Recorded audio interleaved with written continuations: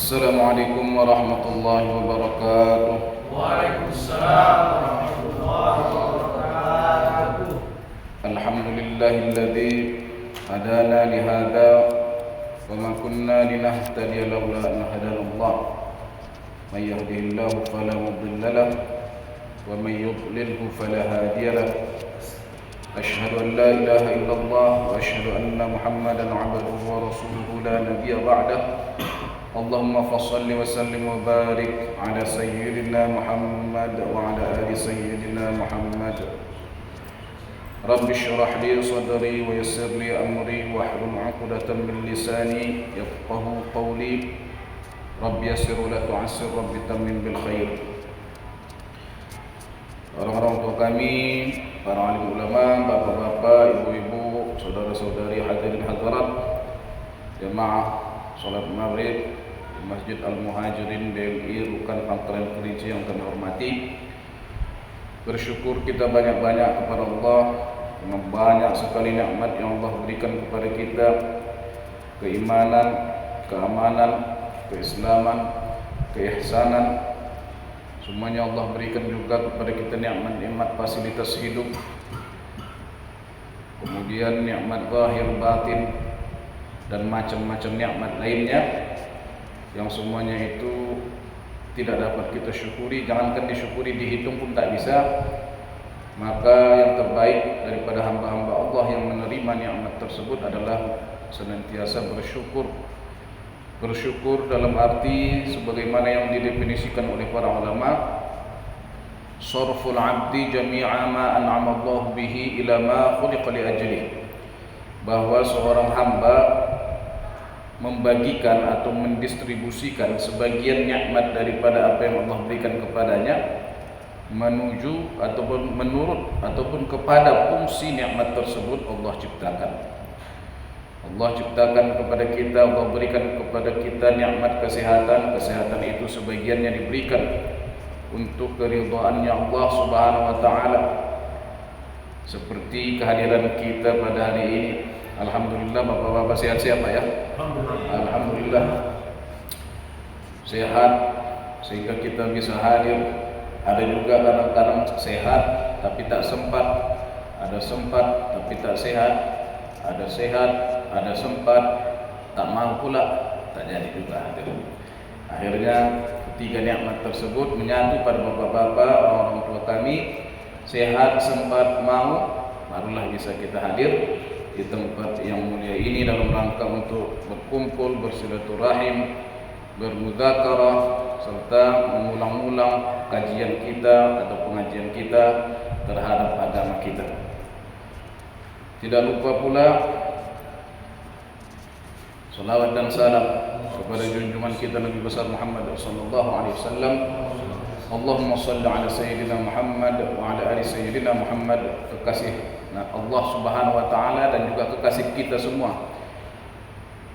Sebab dalam hadis Rasulullah sallallahu alaihi wasallam, Rasulullah bersabda bahwa kita wajib mencintai Rasulullah melebihi cinta kita kepada anak kita, orang tua kita, harta kita dan apapun yang kita miliki. Tidak sempurna iman kamu sehingga akulah yang kamu cintai, kata Rasulullah, daripada itu semua. Cinta kita pertama kepada Allah, yang kedua kepada Rasulullah sallallahu alaihi wasallam. Berikutnya baru tahapan-tahapan berikutnya. Bapak-bapak, ibu-ibu, hadirin hadirat, saudara-saudari jemaah salat maghrib yang diridhai oleh Allah Subhanahu wa taala, pada malam ini saya akan menyampaikan mengenai kitabus shalah.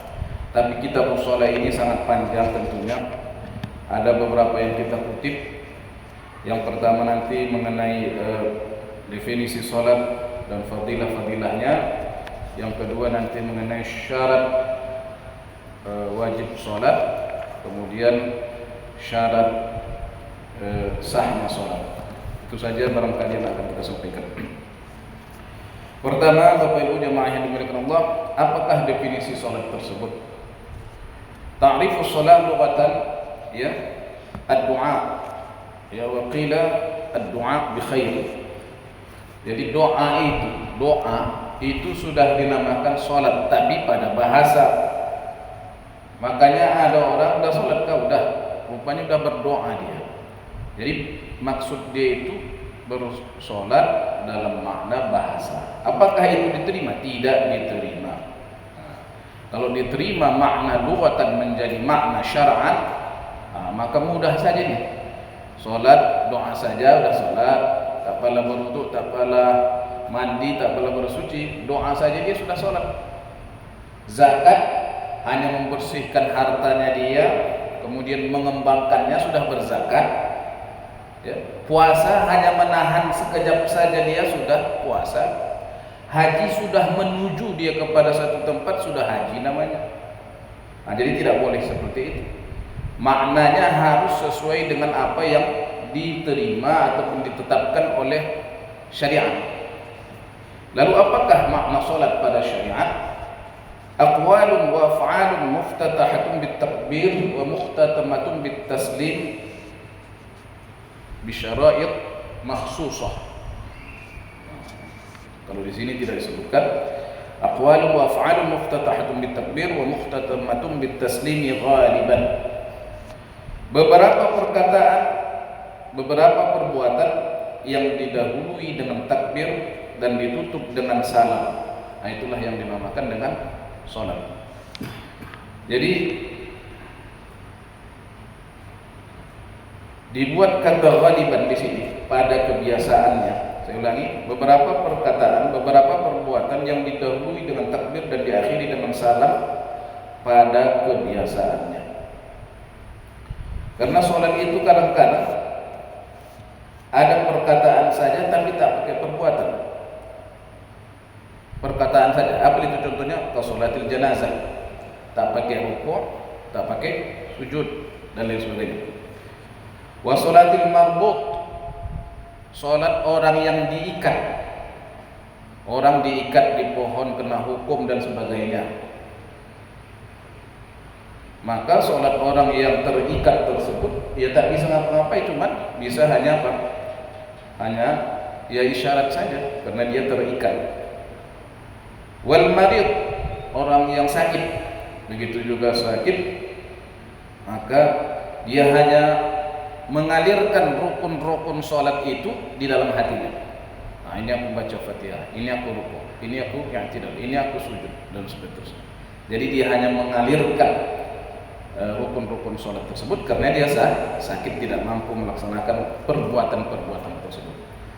Nah, jadi ini makanya dikatakan ghaliban pada biasanya. Kemudian af'alan la aqwalan, ada pula sholat itu perbuatan-perbuatan saja, tak ikut perkataan. Seperti orang apa? Orang bisu, gitu ya. Orang bisu sholat, nah dia perbuatannya aja, perkataannya tak pakai, tak ada membaca-baca dia, tak mengerti dia baca. Macam mana gerakan orang, begitulah dia. Kemudian kadang ada sholat itu tidak ada perbuatan, tidak ada perkataan. Nah, macam mana pula kejadiannya? Yaitu orang yang bisu dan terikat. Nah, tak bisa pula dia bergerak, bercakap pun tak bisa. Akhirnya dia tidak pakai perbuatan, tidak pakai perkataan, tetapi dia tetap dikatakan sholat. Nah, karena begitulah kalau biasanya itulah dia. Beberapa perkataan, beberapa perbuatan didahului dengan takbir, diakhiri dengan salam. Bapak Ibu jamaah hadirin jamaah yang dimuliakan Allah Subhanahu wa taala. Rukun yang kedua daripada rukun Islam itu adalah salat. Setelah apa? Syahadat. Syahadat tentunya lebih tinggi lagi. Salat pun awak sesolat-solatnya kalau belum Islam, belum mengucap dua kalimat syahadat, maka tidak diterima salatnya. Salat sekhusyuk-khusyuknya, puasa semantap-mantapnya, berzakat sezakat-zakatnya, berhaji pun dia, kalau dia belum Islam maka tidak diterima salatnya. Oleh karena itu, ini adalah rukun yang kedua Bapak Ibu jamaah yang dimuliakan Allah. Ada hadis dan ayat Al-Quran yang menunjukkan fadilah salat itu. Di antaranya adalah waqimus sholata li dzikri, dirikanlah salat untuk mengingatku. Jadi zikir yang paling hebat itu termasuk salat. Jadi jangan kadang-kadang orang sholat tak berzikir, tak mengingat Allah, tapi setelah sholat baru dia Allah Allah Allah, tak tanggung khusyuknya. Tak sholat tak begitu khusyuk. Ini sholat ini nomor satu sebetulnya. Hadirin jamaah yang dimuliakan Allah, wa qimus sholata li dzikri, dirikanlah sholat untuk mengingatku. Zikir itu dua macam. Sebut, ingat, itu arti zikir.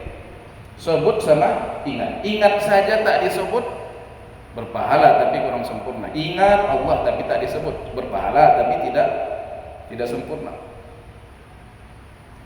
Sebut saja tapi tak diingat, disebutnya Allah Allah Allah tapi tak ikut pemikirannya. Itu pun tidak sempurna. Zikir yang sempurna adalah ingat dan sebut. Sebut Allah, ingat dengan hati. Wa qimus sholata li dzikri, dan zikir sarana mengingat Allah yang paling hebat, yang paling besar, yang telah dituliskan dan diwajibkan Allah untuk kita adalah sholat. Sholat inilah bagaimana lebih kita mantapkan lagi ke depannya, ya, sehingga sholat kita itu seperti sholatul muqarrabin, ya, orang-orang yang mendekatkan diri dan didekatkan Allah kepadanya, seperti itu. Bagaimana sholat kita itu menjadi sholatul muqarrabin.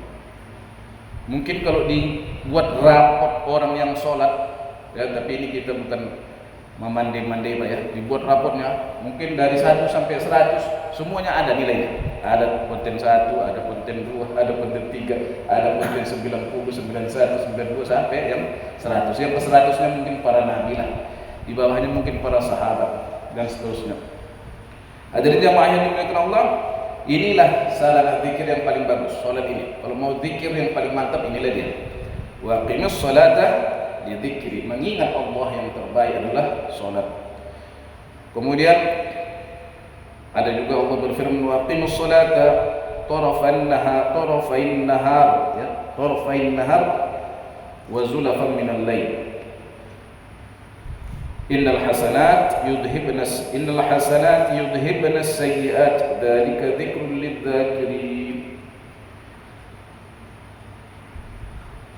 Dirikanlah salat di dua tepi siang dan di kegelapan malam.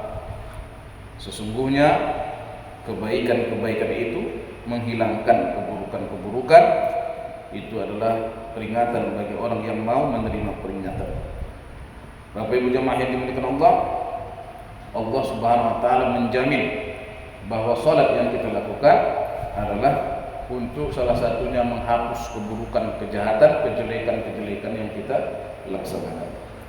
Manusia adalah tempatnya khata, salah dan lupa, tempatnya dosa dan maksiat.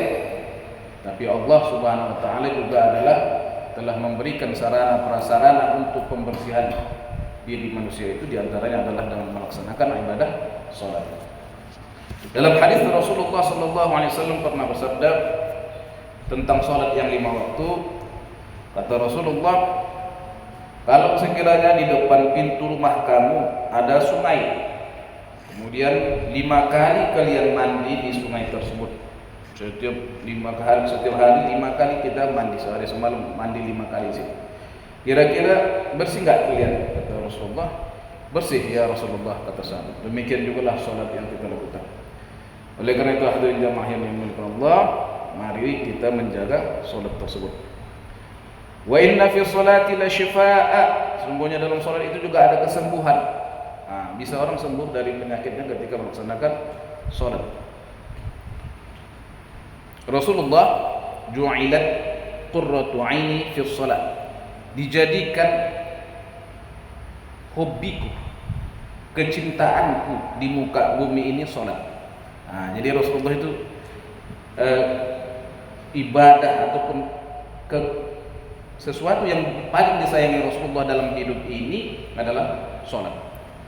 Di antaranya ada juga yang lain, dalam hadis yang lain dijelaskan, ada juga mengenai perempuan, ada juga sholat. Jadi Rasulullah sangat suka dengan apa? Dengan sholat tersebut. Hobi kira-kira seperti itu. Bapak-bapak mungkin ada yang hobi menyimpan uang lama, ada yang suka hobi menyimpan uang luar negeri, ya kan? Ada yang suka mengkoleksi sepeda-sepeda tua, ada mengkoleksi motor-motor, ada motor lama-lama dan sebagainya. Banyak orang yang punya hobi beda-beda, tapi Rasulullah SAW mempunyai wa ju'ilat qurratu 'aini as-shalah. Hobi Rasulullah itu adalah salat. Jamaah yang dimuliakan Allah, demikianlah kira-kira tentang salat. Fadilah-fadilahnya sangat banyak. Mari kita menjaga salat, karena salat itu adalah rukun Islam. Kira-kira seperti ini gantungan amal ibadah kita itu salat itulah Pak ya. Nah, kira-kira itu kita bilang karena Rasulullah mengatakan as-salatu imaduddin. Salat itu tiang agama. Jadi banyak amal-amalan agama kita, macam bapak-bapak hadir di sini, itu dapat nilai pahala di sisi Allah Subhanahu wa taala. Pahala itu ditaruh di mana? Digantungkan di mana? Termasuklah digantungkan di dalam ibadah salat tersebut. Orang bersedekah kemana dia? Ke ibadah salat. Orang berzakat ke salat. Orang haji ke salat. Maka digantungkanlah kepada salat tersebut. Makanya tidaklah pantas kita hamba Allah Subhanahu wa taala meninggalkan salat. Kemudian Allah Subhanahu wa taala, "Wa ma khalaqatul jinna wal insa illa liya'budun," berfirman seperti itu. Tidak kuciptakan jin dan manusia kecuali untuk menyembah kepadaku. Di antara cara menyembah kita adalah melaksanakan salat. Maka ayat tersebut menunjukkan kepada kita tugas utama kita, tupoksi kita di muka bumi ini salah satunya adalah beribadah kepada Allah Subhanahu wa taala. Selanjutnya Allah mengatakan, aku tidak ingin mereka memberi makanku, kata Allah. Ma uridu minhum ayyut'imun. Jadi istilahnya seperti ini. Kita enggak perlu susah-susah meninggalkan sholat gara-gara mencari makan. Karena rezeki kita itu sudah dijamin oleh Allah Subhanahu wa taala. Tapi untuk makan yang lebih-lebihnya pula, itulah kadang-kadang nafsu manusia ini tak ada habis-habisnya kan gitu Pak ya. Sudah dijamin Allah Subhanahu wa taala kalau hanya sekedar menegakkan tulang belakang, bisa mengayunkan langkah, bisa menegakkan kaki, itu sudah dijamin Allah Subhanahu wa taala. Allah berfirman dalam Al-Qur'an, "Wa alla tajua fiha wa la ta'ra." Kamu tidak akan lapar di dunia ini dan tidak akan telanjang. Nah, itu jaminan Allah. Tidak akan lapar dan tidak akan telanjang. Jadi tak ada orang lapar dan tidak ada orang telanjang. Wa alla tajua fiha wa la ta'ra. Pakaian dikasih Allah, makanan pun diberikan Allah. Tapi mobil tak ada jaminan, ya. Mobil tak ada jaminan dan lain-lainnya. Yang ada jaminan seperti itu. Hadirin jamaah yang dimuliakan Allah, oleh karena itu mari kita tidak meninggalkan salat. Berikutnya, Bapak Ibu jamaah yang dimuliakan Allah, salat itu ada 5 ya kan? Subuh, zuhur, asar, maghrib dan isya. Waktu-waktunya pun sudah kita ketahui bersama. Kalau waktu tak apalah penting lagi, yang penting kita menjaga waktu. Kalau waktu sudah jelas ya, di jam kita pun ada, di alarm kita pun sudah bisa. Setiap waktu kita dibangunkan oleh alarm yang menunjukkan waktu sudah masuk. Oleh karena itu, hadirin jamaah yang dimuliakan Allah, yang penting bagi kita kalau masalah alarm ini ya kita cari yang pas betul. Kadang-kadang masjid sama masjid satu, masjid yang lainnya lain-lain apanya. Ada beda 2 menit, 3 menit. Kalau sekedar 2 menit, 3 menit biarlah. Tapi kalau sampai 5 menit, nah itu harus disinkronkan antara satu dengan yang lain. Bapak Ibu jemaah yang dimuliakan Allah, kadang-kadang kita sholat di Pangkalan Kerinci. Ininya kita bawa misalnya ke Jawa, di-setelkan apanya jamnya. Dibuat oleh orang Jawa, disesuaikan dengan Pangkalan Kerinci. Rupanya waktunya tidak sinkron. Nah, oleh karena itu makanya di sini ada yang sudah adzan, ada yang baru sudah qomat ya, ada baru adzan, ada yang sudah qomat dan lain sebagainya. Bapak Ibu jemaah yang dimuliakan Allah, yang payahnya nanti bulan puasa. Ya kan? Yang satu, siapa yang ngajar duluan itulah aku ikut katanya. Allah Akbar, maaf buka dia. Pas sahur sebaliknya pula, siapa yang belakangan nanti adzan itulah aku ikut katanya. Tadi mana-mana yang adzan belakangan. Belakang yang terakhir adzan seperti itu. Akhirnya pas waktu adzan dicarinya yang duluan, pas waktu sahur dicarinya yang belakangan. Bapak Ibu jemaah yang dimuliakan Allah Subhanahu wa taala,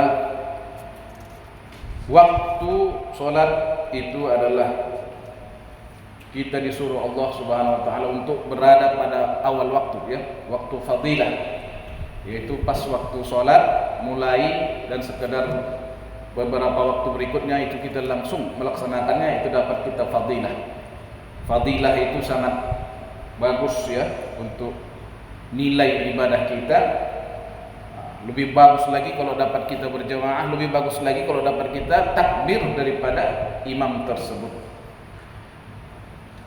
Oleh karena itu sholat berjamaah itu sangat hebat pengaruhnya dalam kehidupan kita. Bapak Ibu jamaah yang dimuliakan Allah, kita harus juga di samping melaksanakan ibadah ini harus tahu ilmu-ilmu, ya, berkaitan dengan sholat tersebut. Maka pada malam ini sebagaimana yang saya sampaikan tadi akan kita bahas mengenai syarat wajib sholat dan syarat sah sholat. Yang pertama, syarat wajib sholat pertama Islam, ya, Islam. Tak sah sholat orang yang tidak Islam.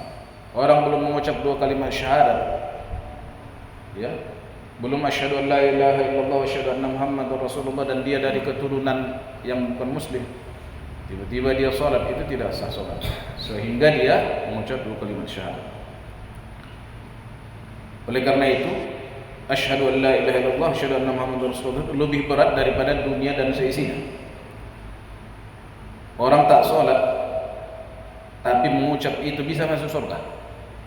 Macam mana contohnya? Begitu diucapkannya syahadat, meninggal dia, langsung masuk surga, hanya dengan modal 2 kalimat syahadat.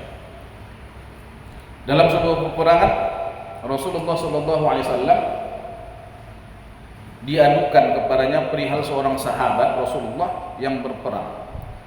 Mereka berperang, ketika berkecamuk peperangan, tetap tiba-tiba si antara satu orang muslim dan seorang yang kafir berhadapan. Orang kafir ini tiba-tiba kalah, kehilangan pedang. Begitu si muslim ini ingin menikamnya, maka orang kafir tersebut berujar, asyhadu an la ilaha illallah wa asyhadu anna muhammadar rasulullah. Tapi yang muslim ini langsung menghujamkan pedangnya sehingga meninggal atau matilah orang itu. Perihal tersebut diadukan kepada Rasulullah. Ya Rasulullah, telah terjadi kasus seperti ini, bagaimana pendapat Anda? Rasulullah menjawab, kenapa kamu hujamkan pedangmu kepadanya? Kata Rasulullah, ya Rasulullah, saya tahu dia itu untuk menyelamatkan dia supaya selamat dari saya, maka dia mengucap itu, bukan benar-benar dari hatinya, kata sahabat tadi. Rasulullah menanya, apakah telah kau belah dadanya? Kata Rasulullah seperti itu. Akhirnya sahabat tersebut termalu. Oleh karena itu Bapak Ibu jamaah yang dimuliakan Allah, tak layak bagi kita mempertanyakan kalau ada orang mau masuk Islam, suka hatinya situ, mau munafikkah dia, mau apakah dia suka hatinya di situ, ya. Tak layak bagi kita untuk mempertanyakan, kau betul-betul enggak ini? Kamu jangan-jangan kamu penyusup, jangan-jangan kamu munafik, tak boleh. Karena itu adalah haknya Allah, ya, haknya Allah untuk mengetahui apa isi hatinya. Oleh karena itu Islam atau asyhadu an la ilaha illallah itu sangat berat. Orang apapun yang melaksanakan ibadah Islam tetapi belum masuk Islam, maka tidak diterima oleh Allah Subhanahu wa taala. Kemudian adanya orang yang tak Islam tapi hafal Al-Qur'an, ada Pak. Di Leiden sana banyak, di Belanda, ya. Di kajian-kajian studi Islam di McGill di Kanada, entah di mana-mana di Amerika sana banyak itu. Bahkan hadis juga, ya, yang menyusun ensiklopedia hadis yang pertama itu orang-orang yang lengkap, ya, itu orang-orang Leiden, ya, orang-orang dari Universitas Belanda yang terkait dengan studi Islam. Mereka mencari, jadi kita istilahnya belum punya kamus hadis, belum tahu kamus hadis, ini hadis yang seperti ini di mana terdapat, belum tahu kita. Mereka lah yang mulai membuat seperti itu. Jadi mereka tahu hadis itu, tahu Al-Quran itu, tahu. Mereka tahu Al-Quran, tahu hadis. Jadi Makanya berkaitan dengan orang-orang Yahudi ini kan seperti itu. Yahudi ini tahu kali dia mengenai Islam itu, tahu kali, terlalu tahu dia mengenai Nabi Muhammad. Jadi dalam Al-Quran dikatakan ya'rifunahu kama ya'rifuna abna'ahum. Mereka itu mengenal Nabi seperti mengenal anaknya sendiri. Bapak kenal sama anak bapak, begitulah mereka mengenal Nabi Muhammad. Jadi kenal. Jadi terlalu kenal ini pun bahaya. Kita tak pala kenal kali, tapi alhamdulillah kita beriman. Mereka sangat kenal, akhirnya mereka itu kufur, kafir. Yang paling menjengkelkan dalam hati mereka adalah ketika Nabi yang terakhir itu bukan Nabi dari mereka, seperti itu. Itu yang paling menjengkelkan mereka. Maksudnya gini Pak, ini kan Nabi Ibrahim beranak dua, Ishak, Ismail. Ishak ini menurunkan Yakub ini dinamakan Israel, kan begitu. Dibawa terus ke bawah Nabi Yusuf, terus Nabi Sulaiman, Nabi Daud, Nabi Sulaiman dan seterusnya sampai kepada Nabi Isa. Itu dinamakan Bani Israel semua itu. Nabinya itu Bani Israel semua. Hampir 124.000 nabi yang Allah utus, kebanyakannya Bani Israel. Di sisi lain dari Nabi Ismail ini enggak ada yang nabi. Terakhir baru nabi terbesar yaitu Nabi Muhammad SAW. Kesalnya mereka itu mereka menunggu-nunggu nabi yang terakhir. Hajat mereka, harapan mereka nabi terakhir itu adalah Bani Israel juga. Ternyata bukan dari Bani Israel. Nah, itu yang paling benci mereka, sehingga mereka benci kepada Allah. Allah pun mereka dendam, ya. Sama Allah pun mereka benci. Jangankan sama manusia. Nabi-nabi pun dibunuh, ya. Mereka membunuh para nabi. Dalam Al-Quran wa yaqtulunan nabiyyin, ya, wa yaqtulunan nabiyyin, bukan satu nabi, dua nabi, tidak. Nabiyyin, banyak nabi. Luar biasa. Asalkan tak sesuai dengan selera mereka, mereka bunuh. Yang sesuai selera mereka, mereka ambil. Jangankan dari mana-mana, dari Islam sendiri pun mereka ambil, asalkan sesuai dengan selera mereka, Bapak Ibu sekalian. Asalkan sesuai selera mereka, mereka ambil. Kabar-kabarnya, tapi saya tidak tahu pasti dari yang saya dengar. Orang-orang Bani Israel itu, orang-orang Israel itu, ya Israel yang sekarang ini suka dengan ajaran-ajaran Nabi, tapi jangan yang ibadah. Ya, masalah berobat dengan herbal mereka lakukan. Tak mau mereka berobat dengan kimia-kimia, karena mereka tahu apa yang terdapat di balik tibbun nabawi tersebut, ya, kebaikan obat-obat yang disuruh Nabi Sallallahu Alaihi Wasallam. Mereka amalkan. Jadi kita yang rugi kalau tak kita amalkan. Mereka sendiri mengamalkan karena mereka tahu itu yang paling bagus. Asalkan yang bagus-bagus dari Islam itu mereka amalkan. Karena mereka sudah lama hidup.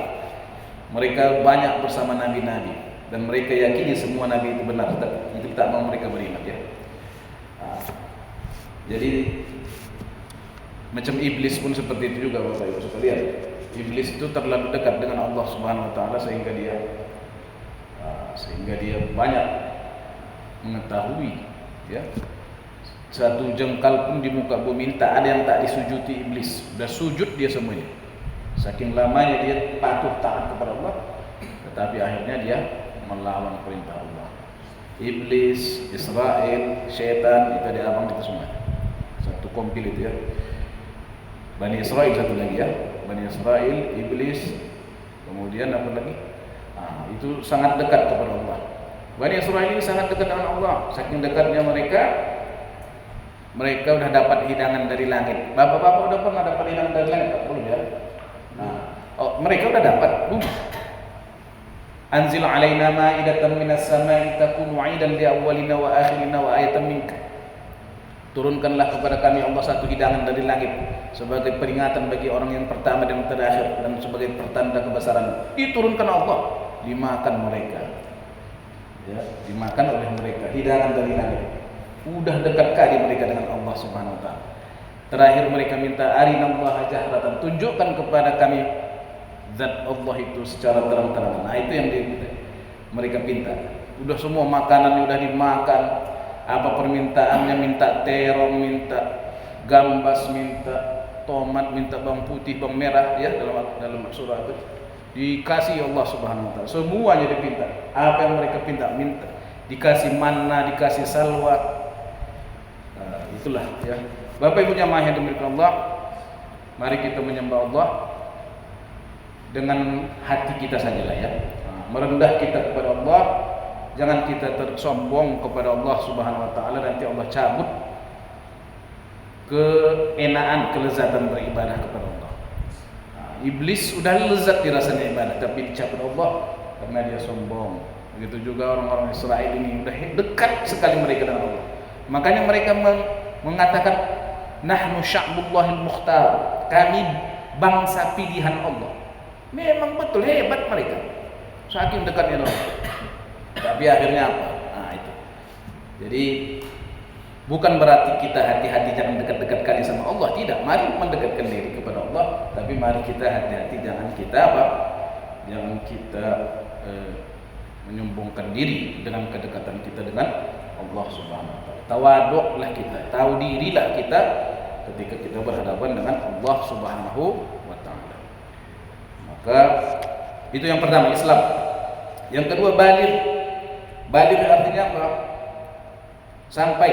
Baligh itu artinya sampai. Sampai apa? Sampai umur. Bisa sampai umur, bisa sampai fisik. Fisik berubah dari anak-anak menjadi dewasa. Dewasa pun dewasa bukan dewasa pikiran, tetapi dewasa fisik. Sudah mulai matang fisiknya. Itu diukur lebih kurang ada yang 15 tahun, Komariah ya, 15 tahun tapi bulan Arab, atau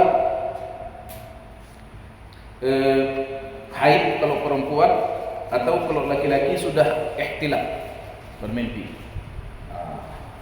Ataupun kita lihat ada perubahan-perubahan pada suaranya sudah tak kecil lagi macam kanak-kanak, sudah mulai berubah. Nah itu tanda itu.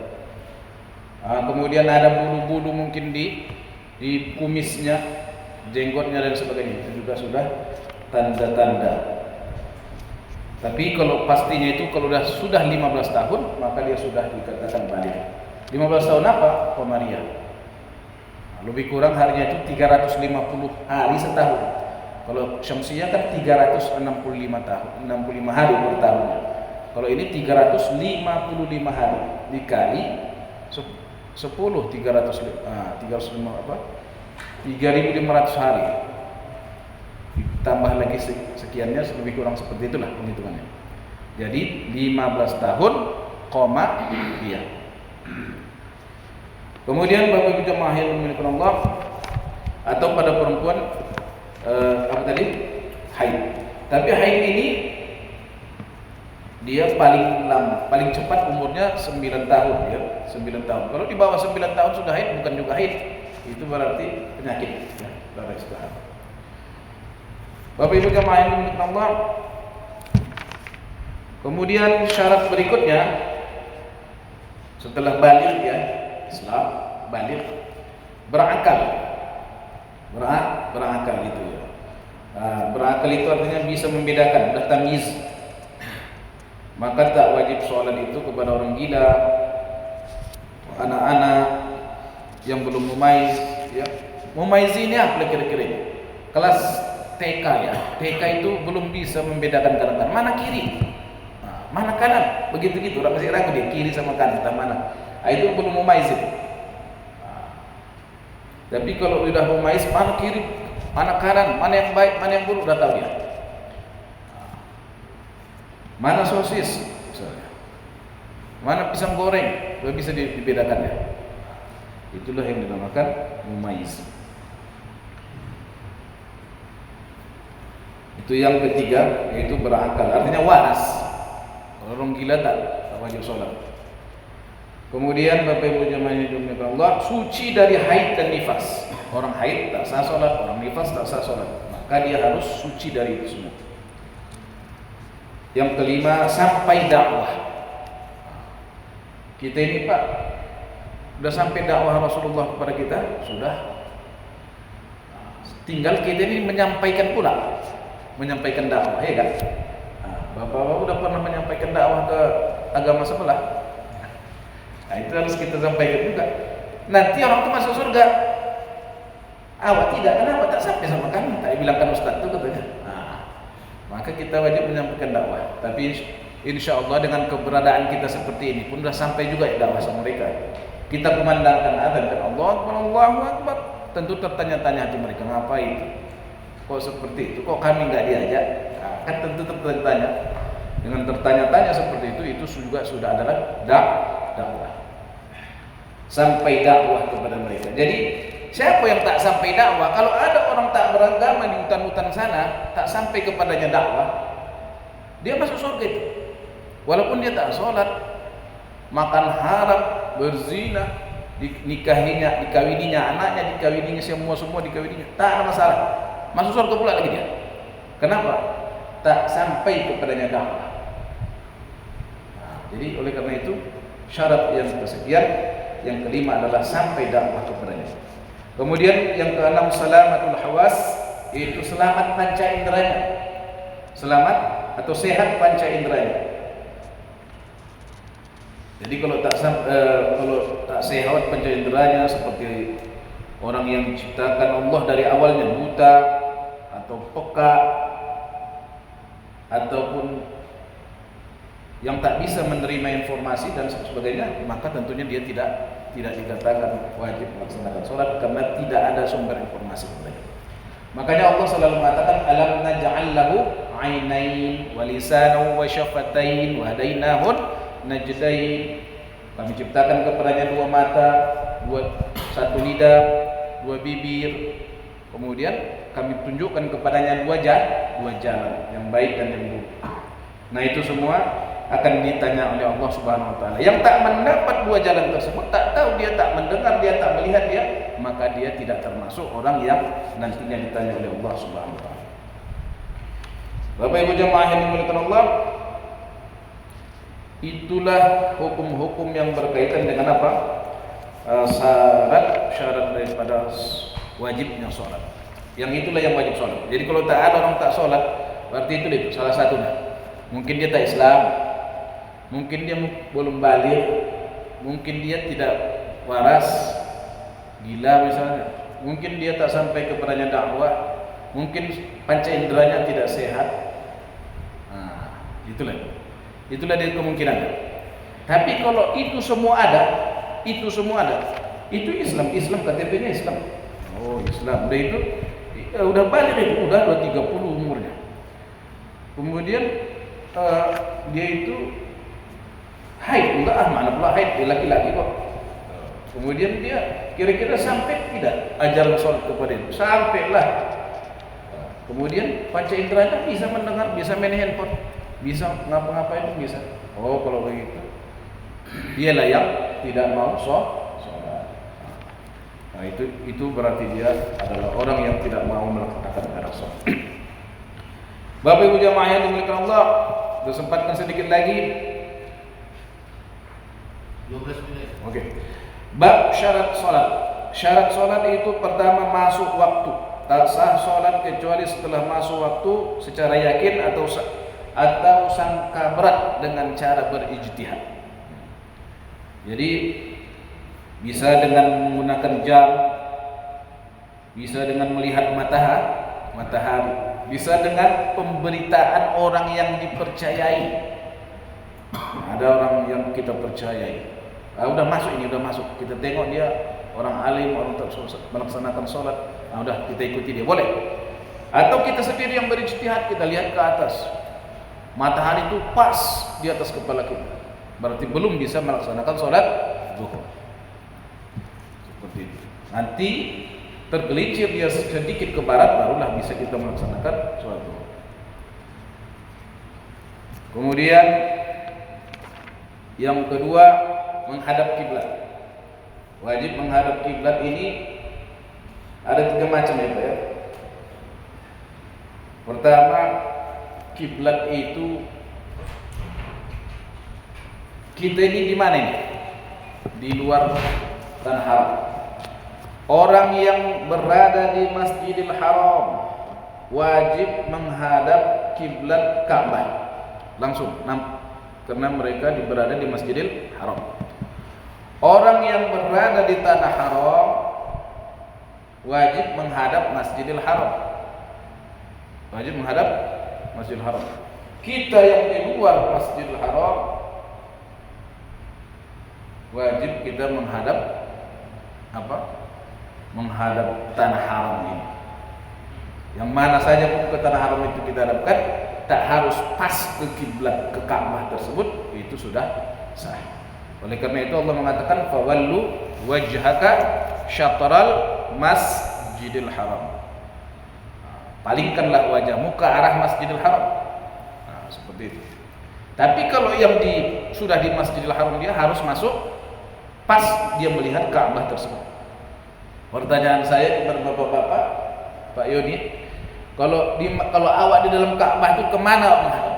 Awak berada di dalam Ka'bah. Di dalam Ka'bah itu kita sholat, dikasihlah kita kesempatan.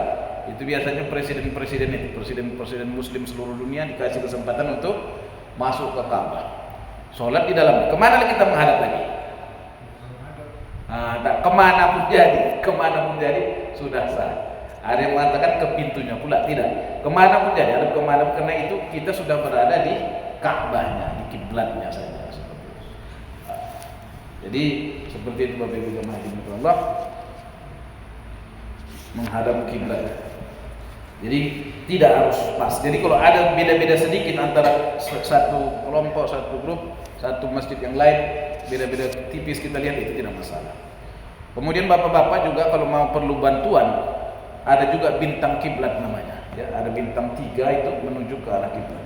Insyaallah pas ya, insyaallah cocok. Kemudian suci dari 2 hadas.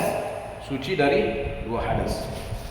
Kalau seorang sholat tanpa suci dan dia atau walaupun dia lupa, maka tidak sah sholatnya.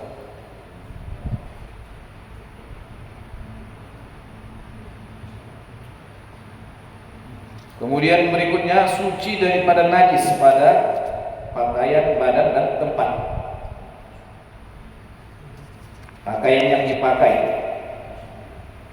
Kemudian badan itu tentunya zahir badan orang yang sholat tersebut, luarnya ya. Kalau dalamnya tidak pula ya kan. Nah, dalamnya ya kita ini kotor semua.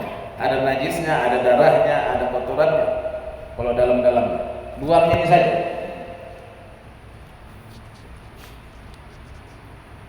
Kemudian tempat kita sholat.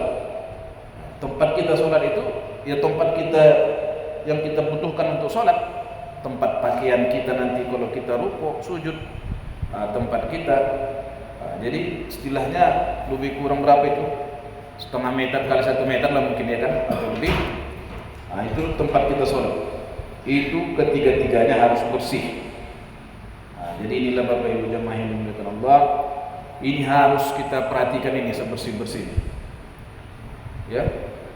Kita misalnya di rumah, anak-anak kita pipis kencing suka-sukanya di mana-mana di lantai-lantai kita itu. Kemudian kita mau sholat, kita nggak pakai sandal, kita pijai najis-najis ataupun bekas-bekas najis yang ada di lantai tersebut. Sedangkan kaki kita basah misalnya, maka najis tersebut kita bawa di kaki kita. Kita sholat itu tidak sah karena kita membawa najis. Jadi yang baiknya macam mana dari kamar mandi kalau bisa pakai sandal di rumah, tak ada masalah. Sandalnya sandal yang untuk rumah saja, nanti sambung dengan sandal yang untuk keluar. Itu yang terbaik, lebih wara, lebih menjaga untuk tidak kena najis. Kemudian pakaian pun gitu juga, bapak-bapak. Kita harus melihat ya pemakaian ataupun pencucian pakaian kita. Dicucilah dengan bagus. Setidaknya terakhir diguyur ya, diguyur. Jangan dicemplungkan kecuali airnya di sungai. Kalau di ember, dicemplungkan di ember itu tidak sampai 2 bulan. Apalagi airnya sudah di situ, baru masuk pakaian kita yang mungkin saja ada najisnya.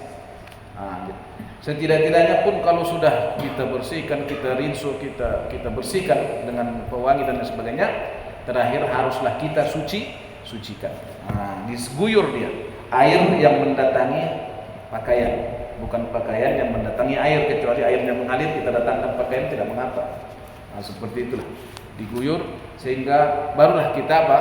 Kita jemur. Insya Allah yakinlah kita yang kita pakai itu adalah suci. Jadi bapak-bapak yakinkan yang tiga itu, ya, tempat sholat kita, pakaian kita, badan kita. Wa thiyabaka fatahhir, dan pakaianmu sucikanlah. Bukan bersihkan ya. Nah, inilah beda bersih dengan suci. Kadang-kadang kita bersihnya suci tidak. Jadi saya kalau melihat itu lebih baik suci daripada bersih. Kalau mau sholat, kalau mau ke kantor lebih baik mungkin sebaliknya. Nah, kalau mau sholat lebih baik suci walaupun tak wangi, walaupun tak rapi, asal suci. Tapi kalau bisa tiga-tiganya kan begitu. Jadi sebetulnya ini baju kita mau sholat, kita buka keran misalnya mau kita cuci, kucek-kucek aja kita sambil kita ini air keran, kemudian kita suci, udah suci dia. Kita tutup keran, kita jemur, tapi tak wangi.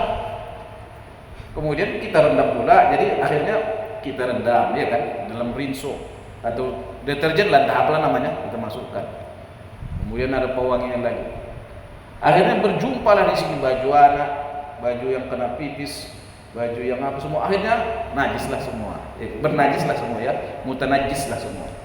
Setelah mutanajis semua, membersihkannya kita diambil orang rumah kita lah misalnya, ember satu lagi pula diisi air, udah diap ini dikucek-kucek, udah diperus, diperas, dimasukkan pula lagi ke sini, dari najis, dari yang bernajis kepada yang bernajis.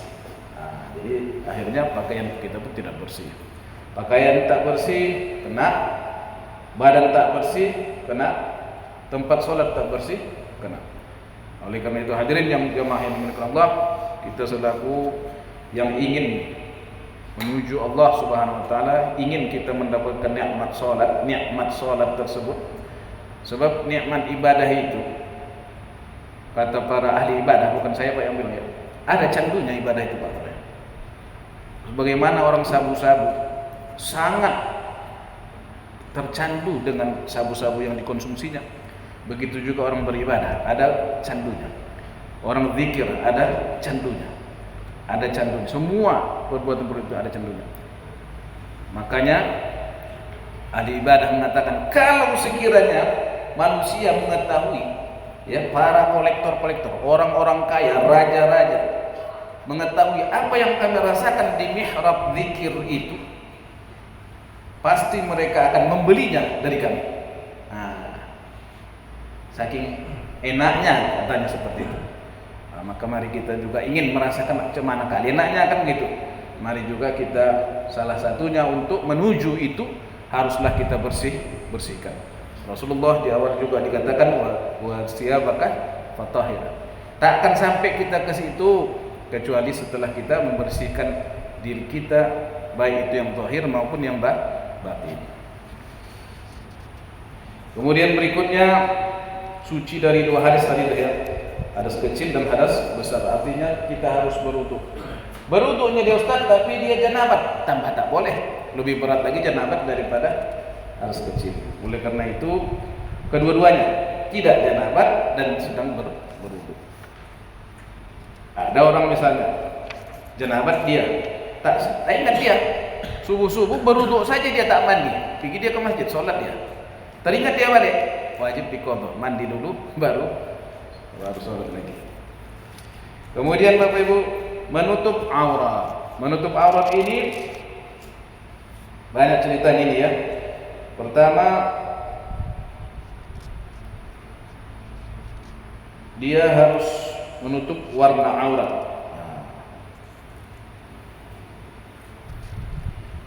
Jadi aurat laki-laki itu satu, kalau dia sendirian, bapak-bapak sendirian, saya sendirian di kamar mandi, di kamar sendiri, itu aurat kita cuma dua.